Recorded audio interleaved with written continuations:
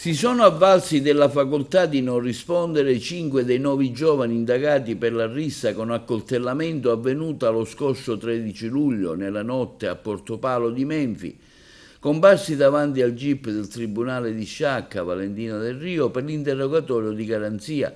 Attualmente sono agli arresti domiciliari con l'applicazione del braccialetto elettronico.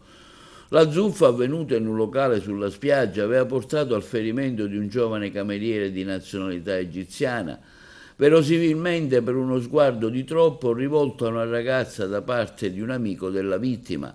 Il ragazzo egiziano aveva riportato ferite da taglio al gomito e alla mano destra, oltre a una lesione renale da accoltellamento.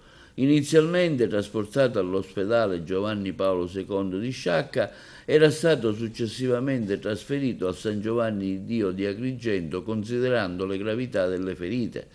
L'attività investigativa portata avanti dai carabinieri della compagnia di Sciacca, i racconti di alcuni testimoni e il riconoscimento fotografico fatto dalla vittima hanno portato all'arresto di 9 ragazzi tra i 18 e i 22 anni, 8 di Santa Margherita di Belice e 1 di Montevago, raggiunti dall'ordinanza di custodia cautelare agli arresti domiciliata firmata dal GIP di Sciacca Antonino Cucinella, dietro richiesta della locale Procura della Repubblica.